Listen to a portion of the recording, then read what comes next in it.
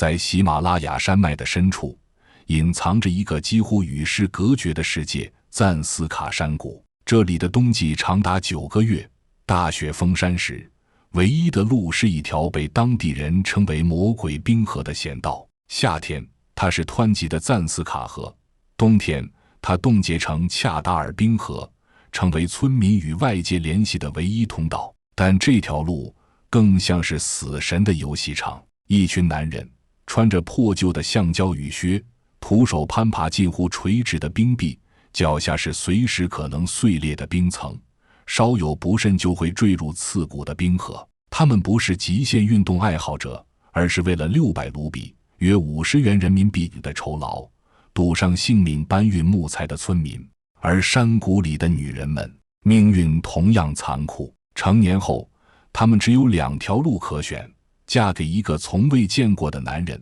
或者剃发出家，终身与青灯古佛相伴。在这里，婚姻是一场绑架，出家是另一种流放，而男人们则年复一年地穿越魔鬼冰河，用命换一口饭吃。这一古老的习俗究竟是如何形成的？在这个偏远的村落里，女人们是否真的甘愿接受这样的命运，还是背后有着无法言说的无奈？欢迎来到赞斯卡，世界上最美丽也最残酷的山谷之一。赞斯卡是一处天生与世界疏远的地方，它位于喜马拉雅山脉北部，藏语中赞斯卡意为同色谷地，可这名字听起来温暖，实则冷酷无情。这个地处印度拉达克地区的高原深谷，年均气温仅有0度上下，冬季可以持续长达8个月。寒风在山谷中横扫，雪从天而降，覆盖一切，道路断绝，通讯中断，整个世界像被透明的玻璃罩住，动弹不得。1年之中有1半的时间，让这里成为与世隔绝的秘境。山路封闭，车辆无法通行，外界物资断供，赞斯卡人不得不囤积粮食和柴火以度严寒。唯一的出路是沿着结冰的赞斯卡河徒步前行。那条河被称为恰达尔，是冬季才会出现的冰路，也被称为最危险的通学路最后的冰上古道。村民、僧侣、搬运工、孩子，他们都必须踩在薄薄的冰层上，冒着跌入冰窟的风险，翻山越岭，才能与外界建立联系。正是这种与世隔绝的地理环境，塑造了赞斯卡极度封闭的社会结构，也让传统文化在这里固守不变。他们的世界就是头顶的天与脚下的山谷，传统的社会规范如同这座山一样沉重，不能撼动也不容置疑。在赞斯卡，村落之间相距遥远，交通艰难，不同村庄有不同的风俗与方言，但在性别角色这件事上却惊人的一致，男主外，女主内。男孩从小被期待读书、外出赚钱是未来的支柱，而女孩从很小的时候就被训练为一个合格的媳妇，做饭、挤奶、背柴、缝补衣物。她们被教育要听话，要勤快，要能吃苦，因为将来嫁入夫家，要照顾公婆，相夫教子，不能丢人现眼。这种观念不仅来自家庭，也来自整个村庄的价值体系。在赞斯卡，家庭不是个人的情感避风港，而是一个功能性的生存单位。每一个成员的角色都是固定的，男人是经济来源，女人是内部劳力。婚姻不是爱情的结果，而是家族联盟的工具。一个女儿嫁到另一个村庄，就意味着一个家庭之间的纽带与互助将被延续。地理上的隔绝也让这里的婚姻制度显得格外原始。很多家庭依旧保留抢婚仪式，当一个男人决定迎娶某个女孩，他会带上几位亲戚深夜潜入女孩家中，象征性地将她绑走。尽管多数时候这种行为是双方家长事先协商好的传统流程，但在形式上，它依旧保留着女人是可以被带走的对象的旧观念。如果说地理的封闭决定了人与人之间的距离，那传统的制度则进一步固化了人与人之间的身份。在这片高原上，女人的人生道路被规定得极其狭窄，要么出嫁，要么出家。这种选择看似自由，实则是一种隐形的命令，女人只能被安排，而不是安排自己。而当这些制度被冰雪掩盖，许多人误以为它是一种文化的纯净或古老。可在这白茫茫的山谷背后，封闭并不等于纯粹，传统也不总是美德。有些规则是出于生存的无奈，有些文化则是对权力结构的默许。在赞斯卡，最常见的工作是冬季搬运木材。每到严冬，家家户户都要从山外购买柴火与建材，而因为道路断绝，车子无法通行，只能靠人沿着那条结冰的赞斯卡河，将沉重的木材一根根拖进山谷。这份工作被称为冰上搬运工，是最危险、最劳累，却也是最能赚钱的营生之一。男人们凌晨3点就要起身，点燃最后一块牛粪烘暖脚掌，然后带上绳索和拖板，踏上结冰的河面。一趟来回60公里，走的是完全没有护栏的天然冰道，冰层下是湍急的水流，有人滑倒便再也没回来。背上绑着100斤木材，脚下每一步都可能裂出一条生死的缝隙。凭借着双手和2手胶鞋，贴着近乎90度的崖壁往上攀爬。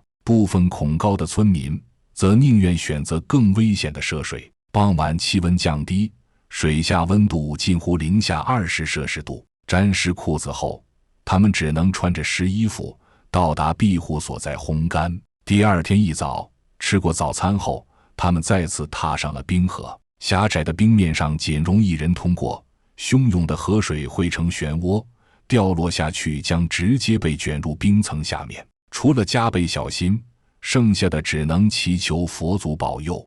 而这挣的钱却不多，一根木头搬运费用相当于12元人民币，一趟走下来最多能赚30-40元。这点收入还要用来供孩子读书、买盐、换油、添置冬衣，而这些钱是用几乎冒着掉进冰河的风险换来的。谁家男人能搬得久，谁家这个冬天就能多烧几天柴火。而在春夏之交，男人们则转为放牧和导游。赞斯卡的山地适合放养牦牛、山羊，这些动物是家中最重要的财富来源，也是流动的银行。男人们带着牲口翻山越岭寻找水草，有时一走就是数周，只靠糌粑和酥油为食，晚上睡在木棚，白天提防野狼袭击。羊毛、奶制品、牲口买卖是他们维持生活的第2条经济线。如果家中孩子读书成绩好，男人会努力攒钱供孩子外出求学。有人卖掉全部牛羊，只为凑够孩子去列城上学的路费与住宿费。对他们来说，那些离山最近的城市像是另一种命运的窗口，即便自己一辈子走不出山谷，也希望孩子能从那扇窗逃出去。夏季则是短暂的旅游旺季，一些男人靠实的山路，做临时的高原导游，带外国徒步者走雪线穿越，或背着行李翻越垭口。有时一天能赚几十元至上百元，但前提是要能走得动、扛得住，还得赌天气、赌身体。对年纪稍长的人而言，这种活只能干个1-2年，之后就只能退回家中继续放牧或依赖子女接济。他们的日常没有节奏，一切都被生存逼着前进。出门就得工作，回来就得维修屋顶、修围墙、添柴火。喝酒、打牌、闲坐，那是别人的生活。他们的手粗糙，脸被晒裂，皮肤永远是风沙与炭烟混合的颜色。许多男人不到40岁，牙齿已脱落，腰背早已弯曲，身体却还不得不撑着继续干活。在赞斯卡，男人们用着最原始的方式，在这个世界上为家人撑出一方天地。在赞斯卡，一段婚姻的开始并不以爱情为前提，也无需彼此了解，只要家中收下男方送来的一杯酥油茶，这桩婚事就等于盖上了命运的印章。丹金的婚姻就是这样开始的。他不过18岁，正是还会在雪地上奔跑，在屋檐下偷偷看书的年纪。可这年冬天，父亲坐在炉边接过邻村送来的茶，那一刻，她的人生便再没有回头的余地。她从未见过自己的丈夫，甚至连他的名字也不曾听说，只知道他住在几个山头外的村子，是某个放牧家族的长子，有一间铁皮屋，几头牦牛和一位需要照顾的老母亲。这些信息在父亲和几个亲戚的谈笑声中草草定下，就像在做一场牲畜的交易，轻描淡写，却不可更改。结婚的那天，天气特别冷，晨间结霜的木门打开后，一股刺骨的寒意挤了进来。丹晶坐在母亲身边，任由她为自己梳头，系上绣着红边的腰带，戴上绿松石头饰和沉重的藏银耳环。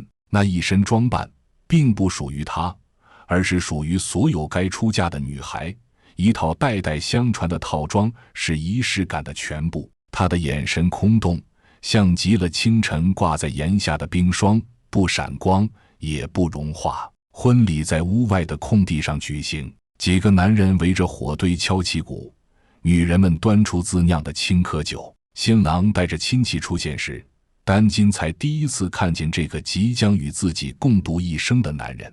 他并不高也不帅，神情有些拘谨，他们之间没有眼神交流，也没有寒暄。两个本该在某种情感中相识的人，却在热闹的仪式中彼此沉默，像两个被牵线搭桥的木偶，在围观中完成命运的交接。婚后第3天，她被正式送进丈夫家中。那是一座简陋的石头屋，墙面斑驳，屋里堆满了晒干的牦牛粪块和搁置的木柴。厨房、卧室、牲畜圈挤在同一空间，空气中混着烟火、牛粪和酥油的气味。她没有询问为什么，也没有表达不满，她只是低头脱下嫁衣，把自己重新裹进厚重的羊毛袍里，然后走进厨房，从母亲教她无数次的位置上开始烧水、煮饭、喂牛。白天，她要打扫院子、洗衣、舀水，在刺骨的风中晾晒被褥。晚上，她蜷缩在羊毛被下，听丈夫轻轻的鼾声，心里像被冰封一样沉默无声。没有蜜月，没有浪漫，也没有幸福这个词。婚姻在赞斯卡是责任，是秩序，是命运，而非选择。丈夫不坏，他并不打她，也没有喝醉闹事，但他也从未试图了解她，仿佛娶妻只是一个成年男性必须完成的阶段任务，而她只是那个被分配来完成这个任务的人。她怀孕的那年冬天，赞斯卡遭遇了一场暴雪，屋顶被雪压得咯吱作响，整个村子都被埋在白茫茫之中。她挺着肚子去河边取水，摔倒在结冰的石阶上，一瘸一拐地回到屋里，什么也没说，只是咬紧牙关，把水倒进锅里，然后继续劈柴。没有人夸她坚强，也没人认为她辛苦，因为在这里，女人就该是这样的。她的一生也许就会这样过去，在柴火、寒风、沉默与生育中轮回。她的女儿未来或许也会重复这条路，在某个冬天的一杯酥油茶后，走进另一个陌生人的屋子。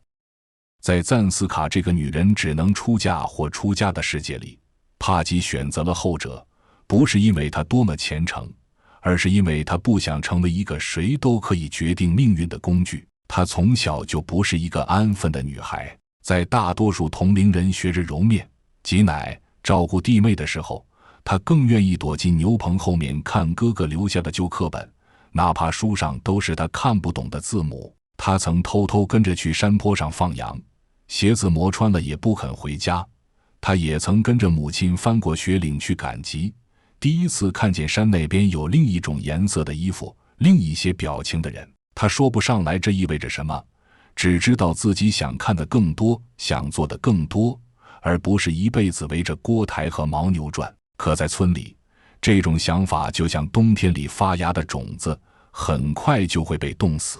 她14岁那年，父亲接到一份提亲，对方家里条件不坏，男孩年纪也不大，两家人觉得门当户对。提亲那天，母亲沉默地坐在火炉旁，父亲点了点头，那杯茶就放在桌上。帕吉从屋后听到动静，一言不发，却在半夜离家，走了6公里的山路，只为去找寺庙的尼姑长老。他第一次表达自己想出家的愿望，是在大雪封山的清晨。那时他满身泥泞，手上冻疮裂开，声音却比雪还干脆。长老皱着眉看他，摇头拒绝：“你年纪太小，念不了经，也没学识，庙里负担不起。”他没哭也没求，只是回到家继续做饭喂牛，一切如常。但从那天起，他就不再说婚事，也不再做嫁衣。父亲怒斥他固执，母亲偷偷擦眼泪。他不解释，也不反抗，因为他知道，只要他不点头，这桩婚事就永远不完整。